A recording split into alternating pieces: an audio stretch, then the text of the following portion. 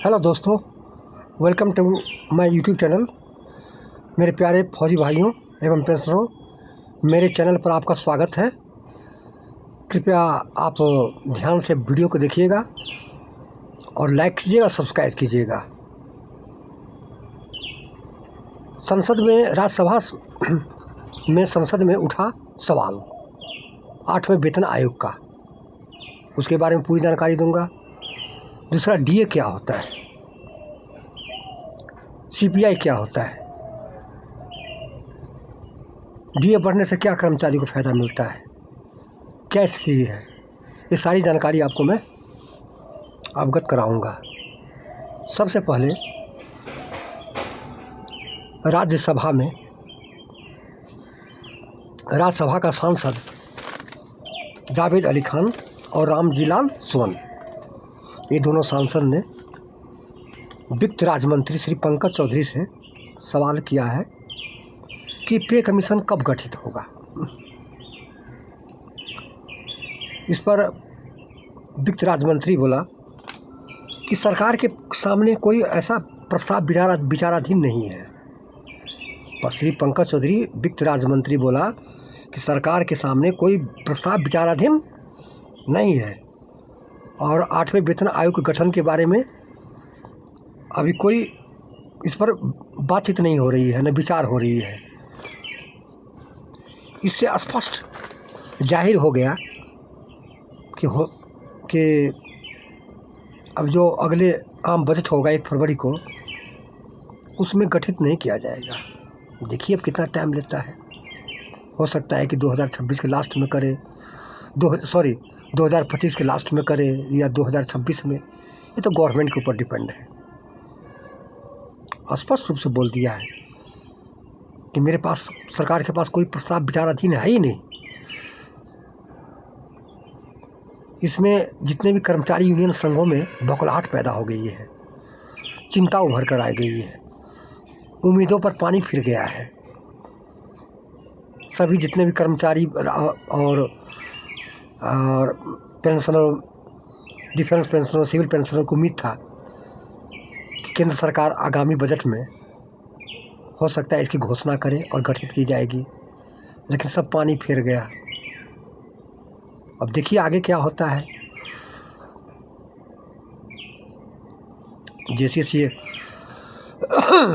NCJCM के अध्यक्ष श्री शिव गोपाल मिश्रा जी क्या एक कदम उठाते हैं, यूनियन जितने भी कर्मचारी यूनियन हैं क्या कदम उठाते हैं कि सरकार को मजबूरी होकर के 8वें वेतन आयोग को गठित करना पड़ेगा। यही तो है कि जब तक बच्चा रोता नहीं है ना, तब तक माँ दूध देती नहीं है। दूसरी तरह से जब तक कर्मचारी यूनियन और यूनियन संघ जब तक हल्ला बोल नहीं करेगा, जब तक स्ट्राइक नहीं करेगा, हड़ताल नहीं करेगा, तब तक ये केंद्र सरकार कुछ देने वाली नहीं है। पहले तो अफवाहें उठ गई थी कि पहले 1.92 का फिटमेंट फैक्टर होगा, फिर 2.86 का फिटमेंट फैक्टर होगा। इस पर हम आपको वीडियो चैनल द्वारा हम आपको अवगत कराए हैं अपने चैनल के द्वारा, लेकिन सारे पे पानी फिर गया ना। सीधे बोल दिया है कि सरकार के सामने कोई प्रस्ताव विचाराधीन नहीं है। सोच लीजिए कि स्पष्ट रूप से जवाब दे दिया है। तो ये थी बात कि हम क्यों नहीं अपने दोस्तों, पेंशनरों एवं फौजी भाइयों को ये हम नई अपडेट जो 8 पे कमीशन की है उसको हम जानकारी दे दें। तो दोस्तों, धैर्य रखिए, धैर्य का फल मीठा होता है। क्या कीजिएगा, आगे होगा जो देखा जाएगा। आगे क्या एक्शन लेती है, क्या कर्मचारी यूनियन एक्शन लेती है, उसके मजबूर होकर के सरकार को गठित करना पड़े, घोषणा करना पड़े, ये तो आने वाले वक्त ही बताएगा। अब हम आपको बता रहा हूँ कि महंगाई भत्ता जो डीए हम लोगों को कर्मचारी और सिविल पेंशनों को डी और डीआर जो मिलती है, वो महंगाई भत्ता क्या है, एक प्रश्न पूछा था कमेंट बॉक्स में मेरे को। महंगाई भत्ता डीए क्या है, प्रश्न पूछा था, तो मैं उसको जवाब दे रहा हूँ कि महंगाई भत्ता एक भत्ता है जो कर्मचारी को मुद्रास्फीति के प्रभाव से बचाने के लिए दिया जाता है। मुद्रास्फीति से बचाने के लिए दिया जाता है। और कर्मचारियों को मुद्रास्फीति के प्रभाव उसको बचाने के लिए दिया जाता है, जिसको उपभोक्ता मूल्य सूचकांक बोलते हैं, जिसको कंज्यूमर प्राइस इंडेक्स बोलते हैं, CPI। यही हर एक महीने रिपोर्ट आती है और उसी सूचकांक के आधार पर हमारा DA निर्धारित होती है और DA दिया जाता है। देखिए कांग्रेस के ज़माने में तो 7, 8, 10% है। ये तो बीजेपी का राज है, बीजेपी का सत्ता है कि नहीं? तो ये तो 3 या 4%। सोच लीजिए कि पिछले 7 पे कमीशन में 125% DA हो गया था, इस बार 53%। सोच लीजिए, जिसमें सोच लीजिए कि 9 साल पूरा हो गई है। तो दूसरा है कि अभी 16 अक्टूबर को 2024 को DA 3% वृद्धि की गई थी। 16 अक्टूबर को घोषणा की गई थी, जिसे बढ़कर 50 से 53% की बढ़ोतरी हो गई थी। अगली DA की घोषणा आपको मार्च 2025 में होली के त्यौहार से पहले की जा सकती है, इससे पहले नहीं। और इसमें भी इतनी महंगाई बढ़ रही है। और देखिए CPI सूचकांक जो निकलेगा ना, अभी अक्टूबर को तो आया नहीं है, वो बहुत कम आएगा। पता नहीं कैसे क्या क्या कर दिए हैं कि सूचकांक में भी घपलाबाजी हो रहा है। और जब तक सूचकांक पूरा अच्छे ढंग से आएगा नहीं, तब तक हम लोगों को DA बढ़ेगा नहीं ज़्यादा। ये तो सारी त्रुटियां हैं। अब इस त्रुटियों को दूर करने के लिए कर्मचारी यूनियन को और इसके बाद जितने भी सिविल पेंशनर हैं और पेंशनर हैं, सरकार के सामने में स्ट्राइक हड़ताल करना पड़ेगा।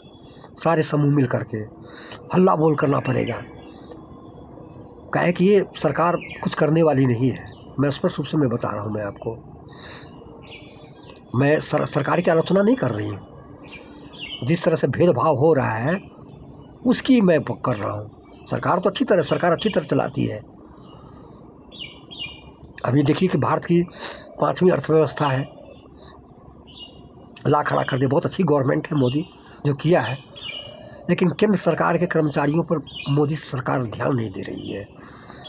देना चाहिए, क्योंकि इसके बिना केंद्र सरकार चले, जितने भी केंद्र सरकार की जितनी भी ऑफिस में है, चाहे बड़े 4th क्लास से लेकर वरिष्ठ अधिकारी तक है, वो सारे केंद्र सरकार के ही कर्मचारी को कामकाज से ही सरकार का ऑफिशियल काम होता है। तो इसलिए दोस्तों ये था। और आपको मैं ये बता रहा हूँ कि आशा धैर्य रखिए, है कि नहीं? केंद्र सरकार तो देगी ही। अरे 2026 करे या 2027 में, लेकिन एरियर तो मिलेगा 2026 से ही लागू होगा। जितनी लेट करेगी उतना हम लोग एरियर मिलेगा, लेकिन 2026 ही तो लागू होगा हमारा। 2027 में दे हमको 1 साल 1.5 साल का एरियर मिलेगी हमको। ये सारी बात मैं आपको जानकारी। कृपया आप ज़्यादा से ज़्यादा लाइक कीजिए, सब्सक्राइब कीजिए। लाइक देने से लाइक कीजिएगा, मेरा मनोबल ऊंचा होगा। और प्रेस आइकन बेल पर बटन दबाइए, हमारे साथ जुड़िए। नई नई अपडेट जो आएगी उसको आपको हम देंगे, जानकारी देंगे अपने चैनल के द्वारा, है कि नहीं? तो दोस्तों अभी 8वें वेतन आयोग पर तो हम वीडियो तो बनाएंगे भी नहीं, क्योंकि जब तक सामने नहीं आएगा तो बनाने से क्या फ़ायदा। सबको तो मालूम ही हो गया है कि गठित नहीं होगा। अब कब गठित होगा? अब तो जितने भी 7 पे कमीशन के बारे में जो नई नई जानकारी आएगी उसके बारे में आपको जानकारी देंगे। 8वां वेतन आयोग पर तो मुंह पे ताला ही लगाना पड़ेगा हमको, चाहे जितने भी जो अभी चैनल खुला हुआ है। देखिए अब क्या होता है। अभी बैठक हो रही है NCJCM का लास्ट में दिसंबर में, केंद्रीय वित्त सचिव TV सोमनाथ के साथ। तो उसमें क्या डिसीजन होता है, क्या होता है। तो दोस्तों ये सारी जानकारी दे दिए।